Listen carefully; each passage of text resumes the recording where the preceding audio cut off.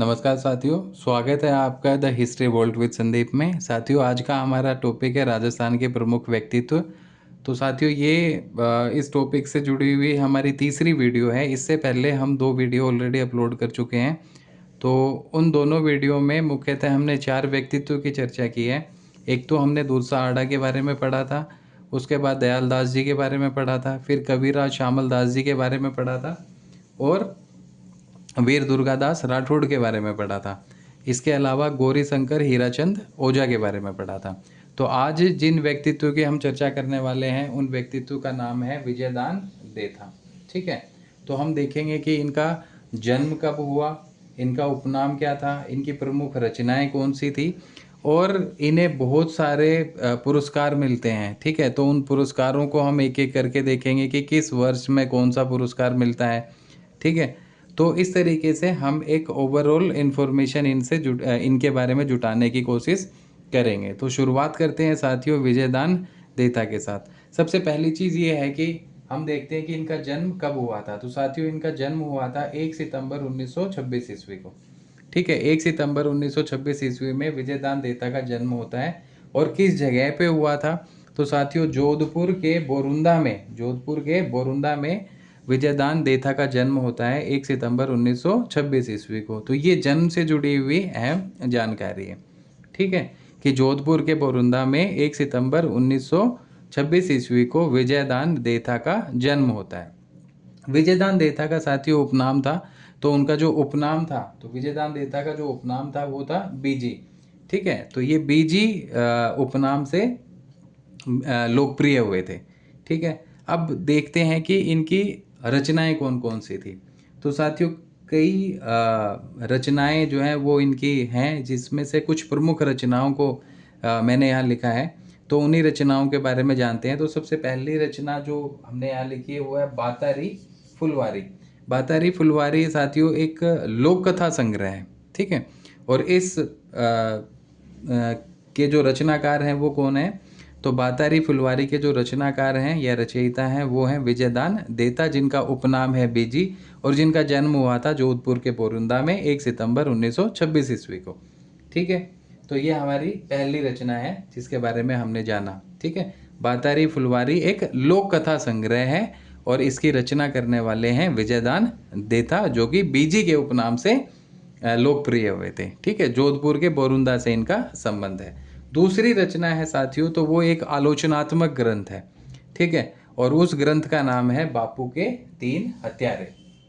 ठीक है, बापू के 3 हत्यारे ये क्या है? तो ये एक आलोचनात्मक ग्रंथ है। और इस ग्रंथ की रचना किसने की थी? तो बापू के 3 हत्यारे, जो कि एक आलोचनात्मक ग्रंथ है, इस ग्रंथ की रचना करने वाले थे बीजी यानी विजयदान देथा। ठीक है, तो ये दूसरी रचना थी विजयदान देथा की। अब एक तीसरी अहम रचना आती है, जो रचना है चोदराइन की चतुराई।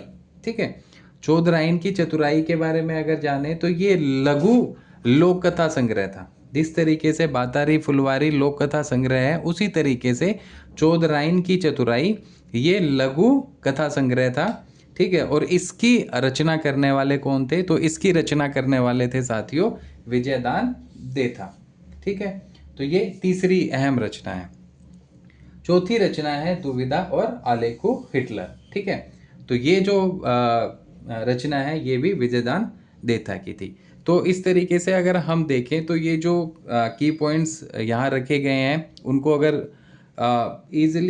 ईजिली और बहुत क्विकली अगर हम रिवाइज करें तो सबसे पहली चीज़ कि विजयदान देथा का जन्म 1 सितंबर 1926 ईस्वी में हुआ था जोधपुर के बोरुंदा में। इनका उपनाम बीजी था और इनकी जो रचनाएं थी उसमें बातारी फुलवारी, ठीक है, बापू के 3 हत्यारे, चोदराइन की चतुराई और दुविधा और आलेखु हिटलर। तो ये जो हैं ये सारी की सारी विजयदान देथा की प्रमुख रचनाएं हैं। अब साथियों, जोधपुर के बोरुंदा में एक संस्थान है। ठीक है, जोधपुर के बोरुंदा में एक संस्थान है, उस संस्थान का नाम है रूपायन संस्थान। ठीक, तो ये जो रूपायन संस्थान थे, इस रूपायन संस्था के जो सह संस्थापक थे वो भी बीजी साहब थे। ठीक है, तो जोधपुर के बोरुंदा में जहाँ पे विजयदान देथा का जन्म हुआ था 1 सितंबर 1926 ईस्वी को, इसी बोरुंदा में एक संस्थान है रूपायन संस्थान, और इस रूपायन संस्थान के सह संस्थापक विजयदान देथा थे। ठीक है, तो ये यानी विजयदान देथा रूपायन संस्थान जो कि बोरुंदा यानी जोधपुर में है उसके क्या थे, तो उसके सह संस्थापक थे। ठीक है, जोधपुर के बोरुंदा में जो रूपायन संस्थान थी उस संस्थान के सह संस्थापक कौन थे, तो उस संस्थान के सह संस्थापक थे विजयदान देथा। इसके अलावा साथियों इन्हें बहुत सारे पुरस्कारों से नवाजा गया था। ठीक है, तो 1974 ईस्वी में यानी 1974 में इनको केंद्रीय साहित्य अकादमी पुरस्कार से नवाजा गया था। विजयदान देथा को 1974 में यानी 1974 में केंद्रीय साहित्य अकादमी पुरस्कार से नवाजा गया था। उसके बाद 1992 में 1992 में इनको भारतीय भाषा परिषद पुरस्कार से नवाजा गया था। तो 1974 में इनको केंद्रीय साहित्य अकादमी पुरस्कार मिला और 1992 में इनको भारतीय भाषा परिषद पुरस्कार से नवाजा गया था। 2002 में इनको बिहारी पुरस्कार से नवाजा गया था। ठीक है, 2002 ईस्वी में इन्हें बिहारी पुरस्कार से नवाजा गया था और 2006 में साहित्य चूड़ामणि पुरस्कार से विजयदान देथा को नवाजा गया था।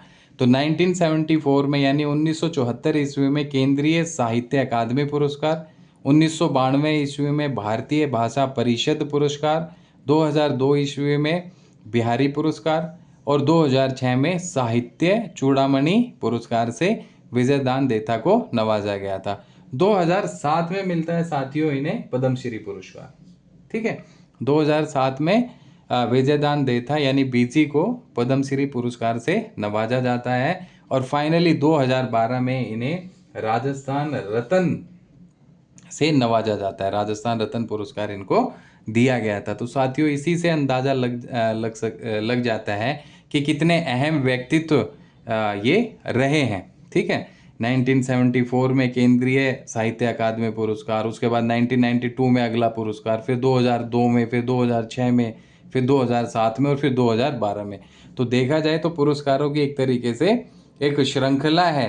ठीक है, उस पूरी की पूरी पुरस्कारों की श्रृंखला से विजयदान देथा को नवाजा गया था। ठीक है, तो जोधपुर के बोरुंदा में जो रूपायन संस्थान थी उस रूपायन संस्था के सह संस्थापक विजयदान देथा थे और जिनको 1974 में केंद्रीय साहित्य अकादमी पुरस्कार से नवाजा गया, 1992 ईस्वी में भारतीय भाषा परिषद पुरस्कार से नवाजा गया, 2002 में बिहारी पुरस्कार से नवाजा गया, 2006 में साहित्य चूड़ामणि पुरस्कार से नवाजा गया, 2007 में मिलता है साथियों इन्हें पद्मश्री पुरस्कार और 2012 में इन्हें मिलता है राजस्थान रत्न पुरस्कार।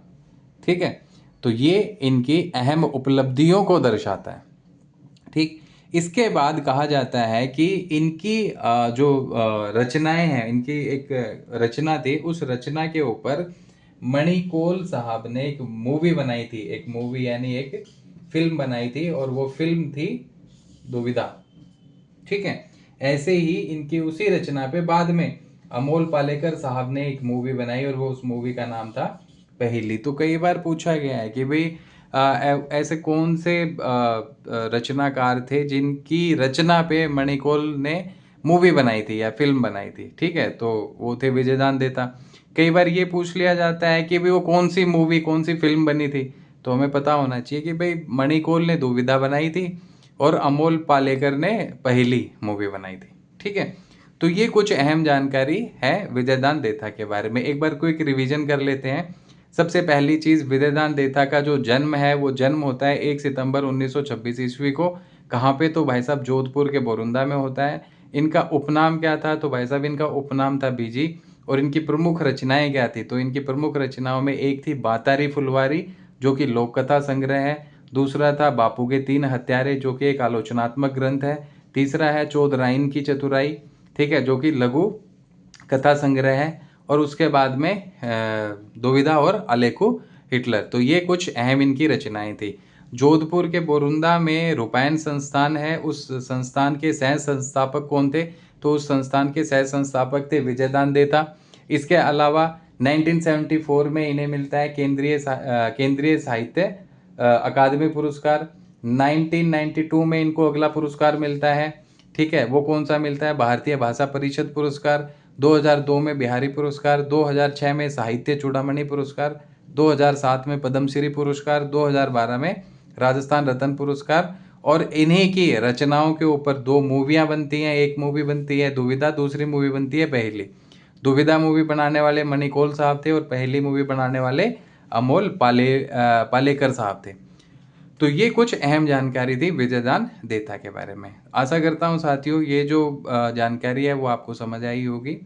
अगर आपको ये वीडियो अच्छी लगी हो तो ये जानकारी अपने दूसरे साथियों के साथ भी आप शेयर कर सकते हैं। मेरे channel the history volt with Sandeep को आप सब्सक्राइब कर सकते हैं और जो वीडियोज़ हैं उन्हें लाइक कर सकते हैं, शेयर कर सकते हैं, सब्सक्राइब कर सकते हैं और कमेंट्स भी कर सकते हैं।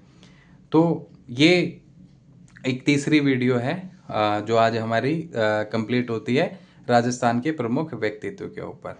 मुख्यतः हमने कई सारे व्यक्तित्व की चर्चा की है और एग्ज़ाम में अक्सर इनसे सवाल पूछे जाते हैं। तो आज के लिए इतना ही। आशा करता हूँ आपको ये वीडियो पसंद आई होगी। धन्यवाद।